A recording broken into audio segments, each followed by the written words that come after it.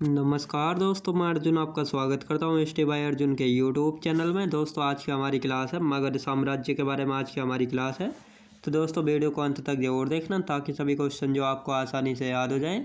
साथ ही दोस्तों अगर आप हमारे चैनल पर पहली बार आएँ तो हमारे चैनल को भी सब्सक्राइब कर लीजिएगा, साथ ही बेल आइकन को प्रेस कर लीजिएगा ताकि हमारे आने वाले वीडियो का नोटिफिकेशन आप तक पहुँचता रहे। चलिए दोस्तों वीडियो को स्टार्ट करते हैं। आज की हमारी क्लास है मगध साम्राज्य के बारे में। आज की हमारी क्लास है दोस्तों मगध जो है दोस्तों सबसे शक्तिशाली जो है महाजनपद जो है रहा है। मगध की वर्तमान स्थिति दोस्तों, मगध की वर्तमान स्थिति पूर्वी उत्तर प्रदेश और बिहार और पश्चिम बंगाल है। मगध साम्राज्य का उत्कर्ष छठी शताब्दी ईसा पूर्व जो है माना जाता है। मगध साम्राज्य का शासनकाल जो है 544 बीसी से लेकर 185 बीसी तक रहा था। मगध साम्राज्य पर शासन करने वाले वंश दोस्तों, मगध साम्राज्य पर शासन करने वाले 4 वंश थे: हर्यक वंश, शिशुनाग वंश, नंद वंश और मौर्य वंश। तो मगध साम्राज्य सबसे शक्तिशाली महाजनपद रहा है। मगध की वर्तमान स्थिति पूर्वी उत्तर प्रदेश, बिहार और पश्चिम बंगाल है। मगध साम्राज्य का उत्कर्ष जो है छठी शताब्दी ईसा पूर्व का जो है माना जाता है। मगध साम्राज्य का शासनकाल कब से कब तक रहा था? 544 बीसी से बीसी यानी ईसा पूर्व से लेकर 185 बीसी तक जो है रहा था। मगध साम्राज्य पर शासन करने वाले 4 वंश थे। तो ये 4 वंश कौन कौन से हैं? हर्यक वंश, शिशुनाग वंश, नंद वंश और मौर्य वंश। तो इन 4 वंशों ने जो है मगध साम्राज्य की गद्दी पर जो है शासन किया था।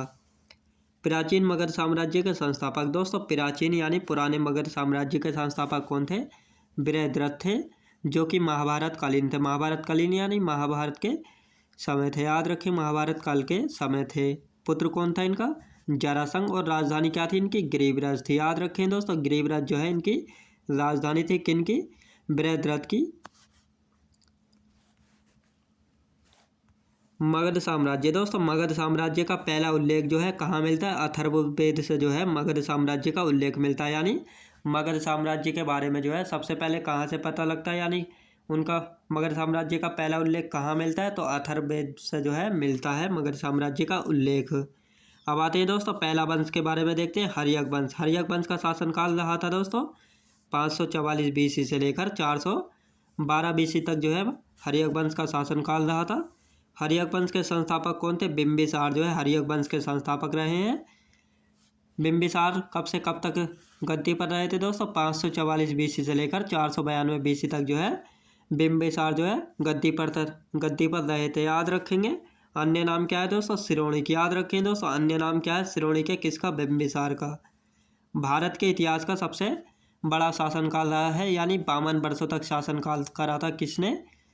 ये रहा था दोस्तों बिंबिसार का। हर्यक वंश के संस्थापक कौन थे? बिंबिसार थे, जिन्होंने जो है 544 बीसी से लेकर 492 बीसी तक जो है शासन किया था। यानी भारत के इतिहास में सबसे लंबा शासनकाल रहा था किसका दोस्तों? बिंबिसार का रहा था। यानी 52 वर्षों तक शासन किया था। किसने? बिंबिसार ने मगध की गद्दी पर। अन्य नाम क्या है दोस्तों? अन्य नाम है इनका श्रोणिक के नाम से भी जो है जाना जाता है बिंबिसार को।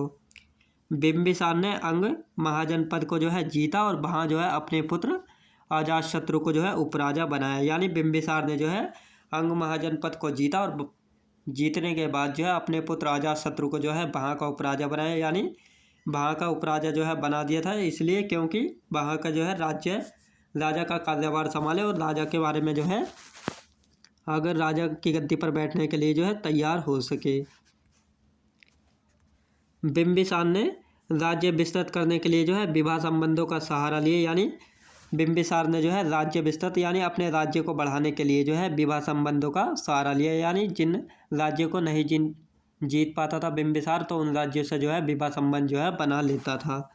अब देखते हैं बिंबिसार की पत्नियां देखते हैं। ये मैं प्रमुख पत्नियां आपको बता देता हूँ, नहीं तो पत्नियां तो बहुत सारी हैं। तो महाकोशला, कौशल नरेश, प्रसेनजीत की बहन थी कौशल, यानी कौशल महाजनपद जो है वहाँ के शासक थे प्रसेनजीत, तो उनकी बहन थी महाकोशला। दहेज में दोस्तों प्रसेनजीत ने जो है दहेज में दिया था काशी मिला था, यानी काशी महाजनपद जो है दहेज में दिया था। किसने? प्रसेनजीत ने दिया था बिंबिसार को।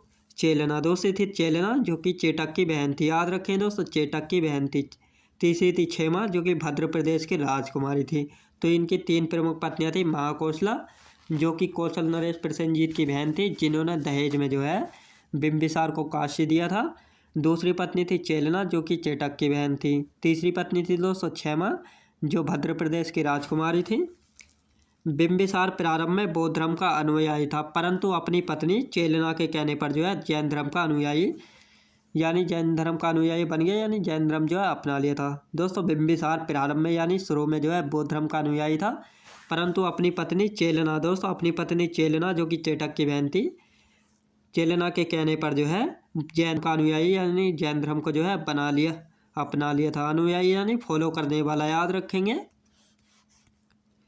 अब राजधानी क्या थी दोस्तों? राजधानी थी बिंबिसार की राजगिरा थी राजधानी। बिंबिसार ने अपने ज्येष्ठ यानी बड़े पुत्र दर्शक को उत्तराधिकारी बनाया। बिंबिसार जो है दोस्तों अपने बड़े पुत्र दर्शक को जो है उत्तराधिकारी बनाना चाहता था, लेकिन अजातशत्रु को यह बात पसंद नहीं आई, परंतु अजातशत्रु ने जो है अपने पिता और बिंबिसार की हत्या करके स्वयं गद्दी पर बैठा, यानी पहले जो है दर्शक की हत्या कर दी और उसके बाद जो है अजातशत्रु ने अपने पिता बिंबिसार की हत्या करके जो है स्वयं गद्दी पर बैठा।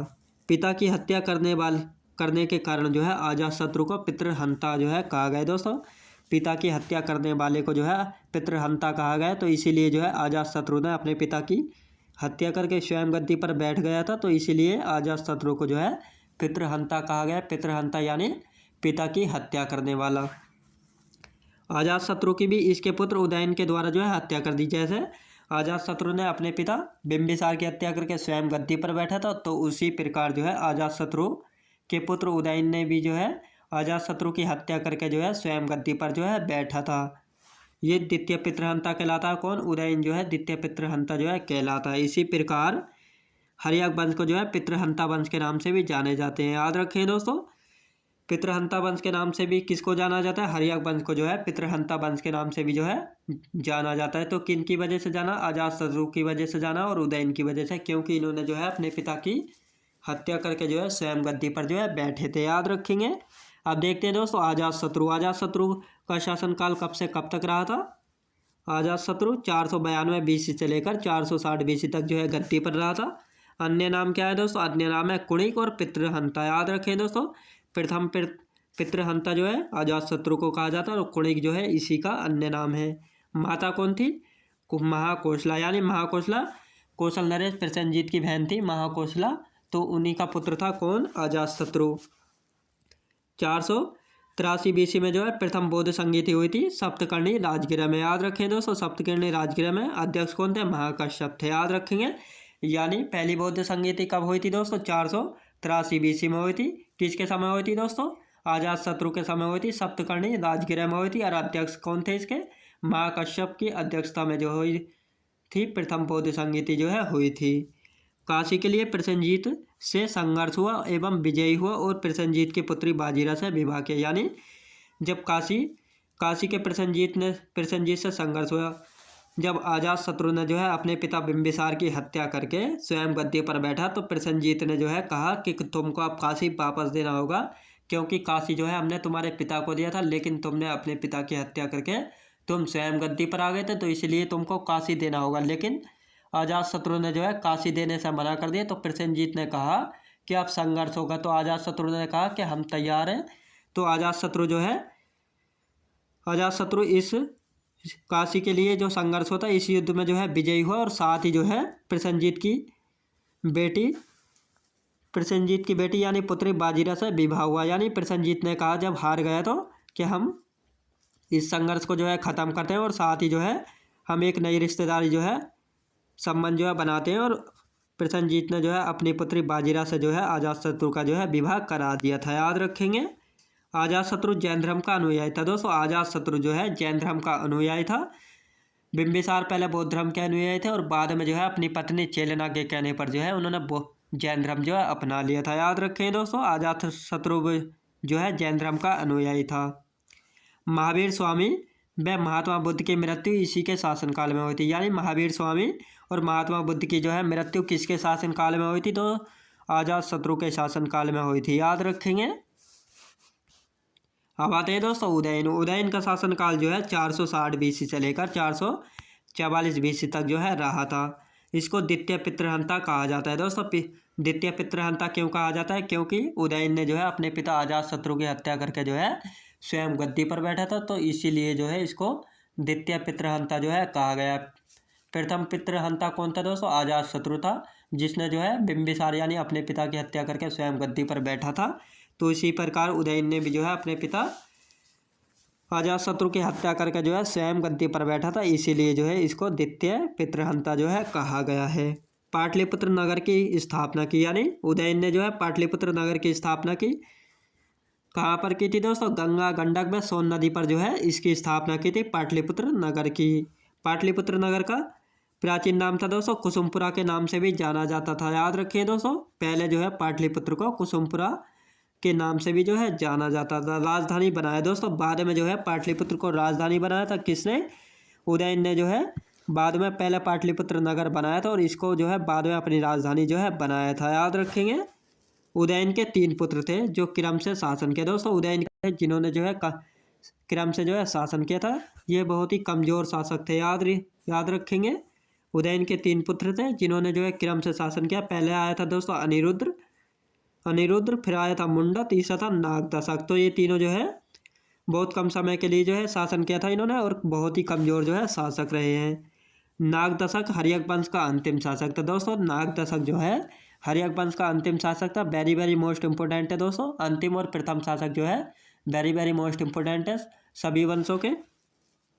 नागदशक की हत्या जो है इसके मंत्री शिशुनाग ने कर दी, यानी नागदशक हर्यक वंश का अंतिम शासक था, तो इसका मंत्री था शिशुनाग। शिशुनाग ने जो है नागदशक की हत्या करके जो है एक नए वंश की स्थापना की थी, शिशुनाग वंश की स्थापना की थी। याद रखिए दोस्तों, शिशुनाग वंश का शासनकाल रहा था दोस्तों 412 बीसी से लेकर 394 बीसी तक जो है शिशुनाग वंश का जो है शासनकाल रहा था। संस्थापक कौन थे?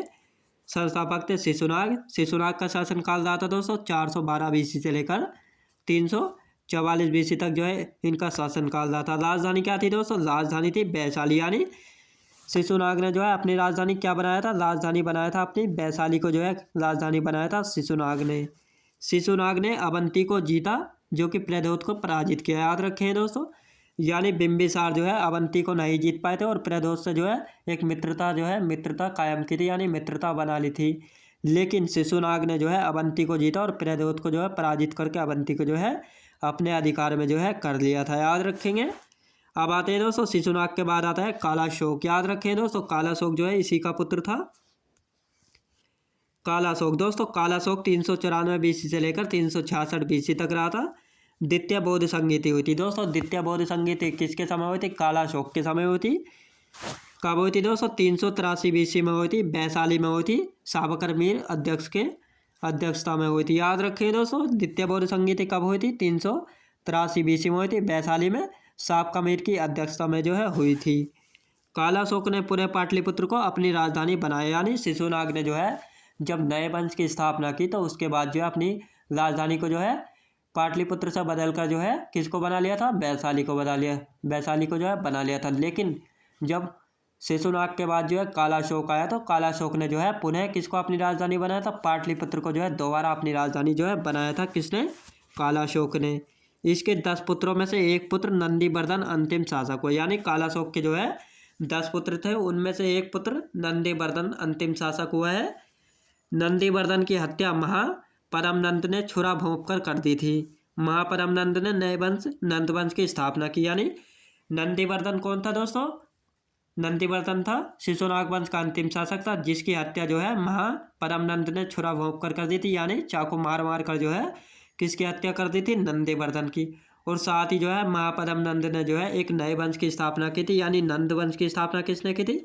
महापरमनंद ने। याद रखेंगे। अब देखते हैं दोस्तों तीसरा वंश आता है नंदवंश। याद रखें दोस्तों, तीसरा वंश आता है नंदवंश।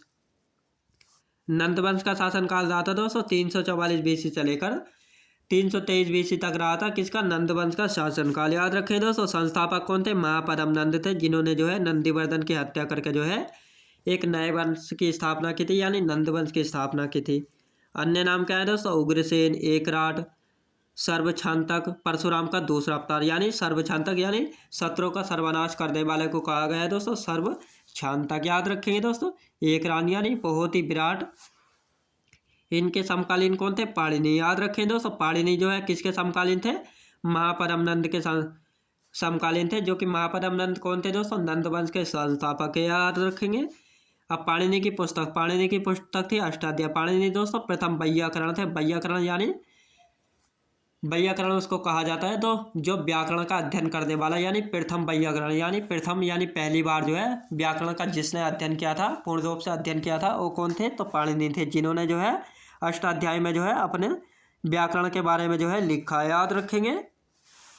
अब देखते हैं दोस्तों घनानंद, याद रखें दोस्तों। आप देखते हैं घनानंद कौन था। घनानंद आया दोस्तों महापरमनंद के बाद आया, जिसको नंदराज के नाम से भी जाना जाता है। इसे अग्रमीज नाम से भी जाना जाता है। अग्रमीज यानी बहुत ही बदतमीज था, याद रखेंगे।